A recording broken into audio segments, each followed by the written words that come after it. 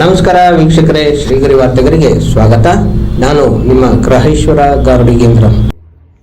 ದಿನಾಂಕ ಡಿಸೆಂಬರ್ 2, 2025ರಂದು ಚಾಮರಾಜೇಂದ್ರ ನೌಕರರ ಸಂಘದ ಉದ್ಘಾಟನಾ ಕಾರ್ಯಕ್ರಮವು ನಡೆಯಿತು. ಈ ಸಂದರ್ಭದಲ್ಲಿ ಅಧ್ಯಕ್ಷತೆಯನ್ನು ಶ್ರೀ ಪುರುಷೋತ್ತಮ್ ರವರು, ಮಾಜಿ ಪೌರರು, ಮೈಸೂರು ಮಹಾನಗರ ಪಾಲಿಕೆ, ರಂಗಸ್ವಾಮಿ ಕೆ ಅಧ್ಯಕ್ಷರು, ಕರ್ನಾಟಕ ಮೃಗಾಲಯ ಪ್ರಾಧಿಕಾರ, ಚೇತನ್ ಕುಮಾರ್, ಜಿಲ್ಲಾ ಕಾರ್ಮಿಕ ಅಧಿಕಾರಿಗಳು, ಪೈಲ್ವಾನ್ ಚಂದ್ರಶೇಖರ್, ಸಮಾಜ ಸೇವಕರು ಇಟ್ಟಿಗೆಗೂಡು ಹಾಗೂ ಅಧ್ಯಕ್ಷ ಆನಂದ್, ಉಪಾಧ್ಯಕ್ಷ ವೆಂಕಟಯ್ಯ ಹಾಗೂ ಮತ್ತಿತರರು ಉಪಸ್ಥಿತರಿದ್ದರು. ಕರ್ನಾಟಕ ಮೃಗಾಲಯದ ಪ್ರಾಧಿಕಾರದ ಅಡಿಯಲ್ಲಿ ಬರ್ತಕ್ಕಂಥ ಮೈಸೂರು ಮೃಗಾಲಯದ ಒಂದು ನೌಕರರು ಇವರು ಒಂದು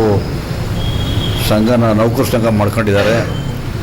ಎಲ್ಲಕ್ಕಿಂತ ಮುಖ್ಯವಾಗಿ ಇಲ್ಲಿ ಈ ಸಂಘ ಮಾಡೋ ಉದ್ದೇಶ ಏನಿತ್ತು ಅಂತಂದರೆ ಅವ್ರಿಗೆ ಎಲ್ಲೋ ಏನೋ ಒಂದು ಕಡೆ ಅವ್ರಿಗೆ ಅನ್ಯಾಯ ಆಗಿರ್ಬೋದು ಅಂತ ನನ್ನ ಒಂದು ಭಾವನೆ. ಈ ಪ್ರತಿಭಟನೆಗಳು, ಈ ಸಂಘಟನೆಗಳು ಮಾಡೋ ಉದ್ದೇಶನೇ ಅನ್ಯಾಯದ ನಂತರ ಅವು ಹುಟ್ಕೊಳ್ಳೋವಂಥ ಒಂದು ಕಾರ್ಯಕ್ರಮಗಳು. ಇವ್ರಿಗೆ ಯಾವ ರೀತಿ ಅನ್ಯಾಯ ಆಗಿದೆ, ಏನು ಸರಿಪಡಿಸ್ಬೋದು ಸರ್ಕಾರದ ಮಟ್ಟದಲ್ಲಿ, ಅದನ್ನು ನಾವು ಪರಿಶೀಲಿಸಬೇಕಾಗತ್ತೆ. ಜೊತೆಯಲ್ಲಿ ಇಲ್ಲಿ ಹೊರಗುತ್ತಿಗೆಯವರು ಇದ್ದಾರೆ, ಒಳಗುತ್ತಿಗೆಯವರು ಇದ್ದಾರೆ, ಕಾಯಂ ನೌಕರು ಭಾಳ ಕಡಿಮೆ ಇದ್ದಾರೆ. ಅದು ನನಗೆ ಗೊತ್ತಿರೋ ವಿಚಾರ. ಆಮೇಲೆ ನಾನು ಇಲ್ಲಿ ಅಧ್ಯಕ್ಷತೆ ವಹಿಸ್ಕೊಂಡು ಹೆಚ್ಚಿಗೆ ದಿನ ಏನೂ ಆಗಿಲ್ಲ, 1 ತಿಂಗಳಾಗಿದೆ ಅಷ್ಟೇ. ಆಯಿತು. ಆದ್ದರಿಂದ ನಾವು ತೊಂದರೆಲಿರ್ತಕ್ಕಂಥ, ಯಾಕಂದರೆ ಇವರು ಪ್ರವಾಸಿಗರು ಹೆಚ್ಚಿನ ಜನ ಬರ್ತಾರೆ ಮೈಸೂರು ಝೂಗೆ, ಅವ್ರನ್ನ ಎಲ್ಲೋ ಸರಿದೂಗಿಸ್ಕೊಂಡು ಅಲ್ಲಿ ದುಡಿಮೆ ಮಾಡ್ತಾ ಅಂತ ಒಂದು ವರ್ಗ ಇವರು.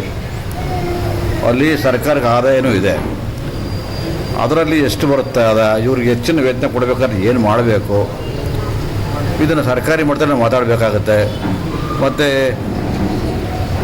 ಒಟ್ಟಿನಲ್ಲಿ ಏನೇ ಆದರೂ ನಾವು ಈ ಒಂದು ನೊಂದಿರ್ತಕ್ಕಂಥ ಜನದ ಪರ ನಾವು ಇರಬೇಕಾಗುತ್ತೆ. ಇವ್ರ ಪರ ನಾವು ಇದ್ದೇ ಇರ್ತೀವಿ. ಸರ್ಕಾರಿ ಮಟ್ಟದಲ್ಲಿ ಆಗಲಿ, ನಮ್ಮ ಜೂನಲ್ಲಿ ಬರ್ತಕ್ಕಂಥ ಆದಾಯದ ಮಟ್ಟದಲ್ಲಿ ಯಾರು ಆಗಿರಲಿ, ಇದು ಇವ್ರಿಗೆ ಈಗ ಈ ಸಭೆ ಈಗ ನೀವು ಇದೆಲ್ಲ ಆದಮೇಲೆ ನಾನು ಮಾತಾಡ್ತೀನಿ ಜೊತೆಲಿ ಅವರೆಲ್ಲ ಪ್ರತಿಯೊಬ್ಬರನ್ನು ಭೇಟಿ ಮಾಡಿ ಅವ್ರಿಗೆ ಏನೇನು ಮಾತಾಡ್ಕೊಂಡು ಅವ್ರ ಸಮಸ್ಯೆಗಳು ಬಗೆಹರಿಸೋಕ್ಕೆ ನಾನು ಮ್ಯಾಕ್ಸಿಮಮ್ ಪ್ರಯತ್ನ ಮಾಡ್ತೀನಿ ಸರ್. ಏನಕ್ಕೆ ಅಂದರೆ ಸಾಹೇಬ್ರ ಮುಂದೆ ಮಾತಾಡ್ತೀನಿ. ವೆಂಕಟಪ್ಪನಿಗೂ ಗೊತ್ತು, ಆನಂದರಿಗೂ ಗೊತ್ತು, ಬಸವರಾಜು ಗೊತ್ತು, ನಮ್ಮ ಶಂಭು ಇರ್ಬೋದು, ನಮ್ಮ ಶರ್ಮ ಇರ್ಬೋದು, ಆನಂದ ಇರ್ಬೋದು, ಪ್ರತಿಯೊಬ್ಬರಿಗೂ ಗೊತ್ತು. ಇದೇ 10 ವರ್ಷದಿಂದ ಸಂಘ ಕಟ್ತೀನಿ ಅಂದಾಗ 4 ಜನ ಬರೋರು, 4 ಜನ ಓಡೋಬೋದು.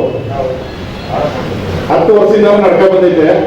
ಈ ಸಂಘ ಕಟ್ಟಬೇಕಾದ್ರೆ ನೀವು ಜೂಗಡ್ಡಲ್ಲಿ ಇದೇ ಕಾಂತಣ್ಣ ಅವರು ಗಾಂಧಿನಗರದವ್ರು ಕಟ್ಟಕ್ಕೆ ಓಡಾಡಿದ್ರು.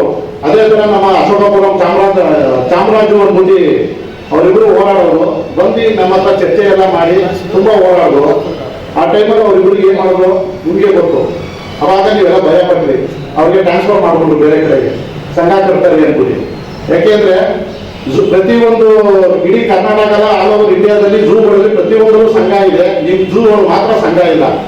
ಸಂಘ ಕಟ್ತೀನಿ ಅಂದಾಗೆಲ್ಲ ಟ್ರಾನ್ಸ್ಫರ್ ಮಾಡೋದಿದ್ರೆ ಏನಾರ ಮಾಡಿ ಅವ್ರಿಗೆ ಸಸ್ಪೆಂಡ್ ಮಾಡೋರು, ತೊಂದರೆ ಕೊಟ್ಟು ಸಸ್ಪೆಂಡ್ ಮಾಡೋರು ಎಲ್ಲ ಗೊತ್ತಿರೋ ವಿಷಯ. ನಿಮಗೆ ಎಲ್ಲ ನೆಟ್ಟಾಗಿರೋ ಒಳಗಡೆ ಯಾರು ಆಚೆ ಬಾಯಿ ಬಿಡೋಲ್ಲ. ಹಂಗಾಗಿ ಈ ಸಂಘ ಕಟ್ಟಿರಲಿಲ್ಲ. ಇವತ್ತು ಧೈರ್ಯ ಪಟ್ಟಿ ಅದು ನಿಮ್ಮ ಝೂಲಿ 3 ಭಾಗದಲ್ಲಿ ಇರೋದ್ರಲ್ಲಿ ಬಂದಿರೋದು 84 ಜನ, 1 ಭಾಗದಲ್ಲಿ ಇರೋದ್ರಲ್ಲಿ ಬಂದಿರೋದೇ ಬರೀ 20 ಜನ. ಅಲ್ಲಿ ತಿಳ್ಕೊಳ್ಳಿ ನಿಮ್ಮಲ್ಲೇ ಒಗ್ಗಟ್ಟಿಲ್ಲ ಅಂತ. ಫಸ್ಟ್ ನೀವು ಕೆಲಸ ಮಾಡೋರು ಫಸ್ಟ್ ಒಗ್ಗಟ್ಟಾಗಬೇಕು. ಆಗ ಈ ರೀತಿಗಳವ್ರೆ ಕುಂತ್ಕೊಂಡಿಂದ ಇವಾಗ ಹೇಳಿದ್ರು, ನಿಮ್ದೇನೇ ಸಮಸ್ಯೆ ಇದ್ರೆ ಡೈರೆಕ್ಟ್ ಅಂತ ಬನ್ನಿ, ಯಾರಾರ ನಿಮ್ಗೆ ಏನಾರ ಹೇಳಿದ್ರೆ ನಾನು ಬಂದು ವಾರೆಂಟ್ ಮಾಡ್ತೀನಿ ಅವ್ರಿಗೆ ಅಂದ್ರು. ಇಂಥ ಚೇರ್ಮನ್ರು ಸಿಗಲ್ಲ. ಚೇರ್ಮನ್ರಿಗೆ ಸಿಕ್ಕಿರೋದ್ರಿಂದ ನೀವು ಉಪಯೋಗಿಸ್ಕೊಳ್ಳಿ. ಹಾಗೂ ಅವರು CMಗೆ ತುಂಬಾ ಹತ್ರ ಇರೋದ್ರಿಂದ ನೀವೇನು 84 ಜನ ಊರು ಬೇಕಾದ್ರೆ 84 ಜನ ಇದ್ದೀರಾ, ಹೋಗಿ ನೀವು ಡೈಲಿ ಕೇಳ್ಕೊಂಡು ಪರ್ಮನೆಂಟ್ ಮಾಡಿಸ್ಕೊಳ್ಳಿ. ಯಾಕಂದ್ರೆ ಪರ್ಮನೆಂಟ್ 8 ಜನ ಆಗಿದ್ರೆ ಜೂಗಾರ್ದು ಪರ್ಮನೆಂಟೇ ಇಲ್ಲ, ಯಾವುದೇ ಎಲ್ಲ ಇರೋದು ಟೆಂಪ್ರವರಿ ಅವರೇ, ABC ನಿಜಾನ. ಹಂಗಾಗಿ ಈಗ ಬಂದವ್ರೆ ಅವ್ರು ಹೇಳ್ತಾವ್ರೆ, CM ಸಾಹೇಬರು ಇರೋದ್ರಲ್ಲಿ ಅವ್ರ ಜೊತೆ ಹೋಗಿ ಅವ್ರು ತುಂಬಾ ಆತ್ಮೀಯರು, ಪರ್ಮನೆಂಟ್ ಮಾಡಿಸ್ಕೊಳ್ಳಿ. ಏನ್ ಗ್ರೂಪ್ ಫಸ್ಟ್ ನೀವು 84 ಜನ ಏನಿದ್ದೀರಾ ಅವ್ರು ಒತ್ತಾಯ ಮಾಡಿ. ಜೊತೆಗೆ ನಮ್ಮ ಪುರುಷೋತ್ತಮ ಭಾರಿ ಹೋರಾಡೋರು, ಇವಾಗ ಎಲ್ಲರಿಗೂ ಗೊತ್ತಿರೋದು ಅಶೋಕಪುರಂ ಪುರುಷೋತ್ತಮ ಅಂದ್ರೆ ಚಾಮರಾಜನಗರ ಅಲ್ಲ, ನಂಜನಗೂಡ ಅಲ್ಲ, ಮೈಸೂರು ಅಲ್ಲ, ನರಸೀಪುರ ಅಲ್ಲ, ಕೊಳ್ಳೇಗಾಲ, ಪ್ರತಿಯೊಂದು ಗೊತ್ತಿರೋರು. ಅವ್ರು ಇವತ್ತಿಗೆ 3 ಸಲ MLA ಆಗಬೇಕಾಯ್ತು, ಕೈಯಾರ ಕಳ್ಕೊಂಡಿರೋರು ಅವರು. ಯಾಕಂದ್ರೆ ನಾವು ಜೊತೆಲಿ ಹೋರಾಟ ಇರೋದ್ರಿಂದ ಗೊತ್ತಿರೋದು. 3 ಸಲ MLA ಆಗಬೇಕಿತ್ತು, 3 ಸಲ ಕೈಯಿಂದ ಕಳ್ಕೊಂಡವ್ರೆ. ಈಗ ಬರೀ ಮಾಜಿ ಮಹಾಪೌರರಾಗಿ ಅವರೇ MLA ಹೋಗೇ ಇಲ್ಲ, ಬಂದ್ರು ಬಿಟ್ಬಿಟ್ಟು ಕೂತವ್ರೆ. ಯಾಕೆಂದ್ರೆ ಅವರು ತುಂಬಾ ಹೋರಾಟಗಾರರು, ನಿಮ್ಮ ಬಗ್ಗೆ ಹೋರಾಡ್ತಾರೆ, ಅವರು ನಿಮ್ಮ ಜೊತೆ ನಿಂತ್ಕೊತಾರೆ. ನಾನು ಒಂದು ತಿಂಗಳಲ್ಲಿ ಮೊದಲನೇದಾಗಿ ನಾನು ನೌಕರರ ಬಗ್ಗೆ ನಾನು ಹೆಚ್ಚು ಗಮನವನ್ನು ಹರಿಸಿದೆ. ನಾನು ಒಂದು ಗ್ರಾಮೀಣ ಭಾಗದಿಂದ ಬಂದು ನಾನು ಕೆಳಗಡೆಯಿಂದ ಮೇಲಕ್ಕೆ ಬಂದಿದ್ದೆ ಮತ್ತು ಮೇಲ್ಗಡೆಯಿಂದ ಕೆಳಗೆ ಇಳಿದಿಲ್ಲ. ಹಾಗಾಗಿ ನೌಕರರ ನೋವು ಏನು ಅಂತಕ್ಕಂಥದ್ದು ನನಗೆ ಈಗಾಗಲೇ ಒಂದು ತಿಂಗಳಲ್ಲಿ ನನಗೆ ಅರ್ಥ ಆಗಿದೆ ಅಂತಕ್ಕಂಥದ್ದನ್ನು ಕೂಡ ಅವರು ಮೊದಲನೇ ಮಾತನ್ನು ವ್ಯಕ್ತಪಡಿಸಿದರು. ಮತ್ತು ಎರಡನೇದಾಗಿ ಮತ್ತು ಅಲ್ಲಿ ಆದಾಯ ಏನಿದೆ, ನಿಮ್ಮ ದುಡಿಮೆಗೆ ತಕ್ಕಂತೆ ಆದಾಯ ಏನಿದೆ ಅನ್ನೋದನ್ನ ನಾನು ಪರಿಷ್ಕರಣೆ ಮಾಡ್ತೀನಿ. ಪರಿಷ್ಕರಣೆ ಮಾಡಿ ನಿಮ್ಗೆ ಯಾವ ರೀತಿ ನಾನು ನ್ಯಾಯವನ್ನು ದೊರಕೊಡ್ಬೋದು ಅಂತಕ್ಕಂಥದ್ದು ಕೂಡ ಇದೆ. ಇನ್ನು ಮೂರನೇದಾಗಿ ಈ ಭಾಗದ ಮುಖ್ಯಮಂತ್ರಿಯಾದ ಸಿದ್ದರಾಮಯ್ಯವರು ನಮ್ಮ ಕ್ಷೇತ್ರದ ಶಾಸಕರಾಗಿ 2 ಬಾರಿ ಮುಖ್ಯಮಂತ್ರಿಯಾಗಿದ್ದಾರೆ. ಈ ಸಮಸ್ಯೆ ಮುರುಘಾಲಯದ ಪ್ರಾಧಿಕಾರದ ಮಾತ್ರ ಅಲ್ಲ, ಇಡೀ ರಾಜ್ಯದಲ್ಲೇ ಇದೆ ಅಂತಕ್ಕಂಥದ್ದನ್ನು ಕೂಡ ವ್ಯಕ್ತಪಡಿಸಿದ್ದಾರೆ. ನಿಮ್ಮ ಸಮಸ್ಯೆ ಪೂರ್ವಕವಾಗಿ ನಾನು ಸನ್ಮಾನ್ಯ ಮುಖ್ಯಮಂತ್ರಿಗಳ ಜೊತೆ ಮಾತನಾಡ್ತಿದ್ದೀನಿ ಅಂತಕ್ಕಂಥ ಮಾತನ್ನು ಕೂಡ ವ್ಯಕ್ತಪಡಿಸಿದ್ದಾರೆ. ಈಗ ಪ್ರಾಬ್ಲಮ್ ಏನಾಗ್ತಾ ಇದೆ ಸರ್, ಇದು ಮುಖ್ಯವಾಗಿ ನಮ್ಮಲ್ಲಿ ಪ್ರಾಬ್ಲಮ್ ಏನಾಗ್ತಾ ಇದೆ, ಔಟ್ಸೋರ್ಸಿಂಗ್ ಜಾಸ್ತಿ ತಗೊಳ್ತಾ ಇದೆ. ನಿರಂತರ ಎಲ್ಲ ಈ 20 ವರ್ಷ 30 ವರ್ಷ ಕೆಲಸಗಾರಿದ್ದಾರೆ, ಅವ್ರನ್ನ ಬಿಟ್ಟು ಔಟ್ಸೋರ್ಸಿಂಗ್ ಜಾಸ್ತಿ ತಗೊಂಡು ಇವರನ್ನ ಬದಿಗೆ ಹೋಗ್ತಾ ಇದ್ದಾರೆ.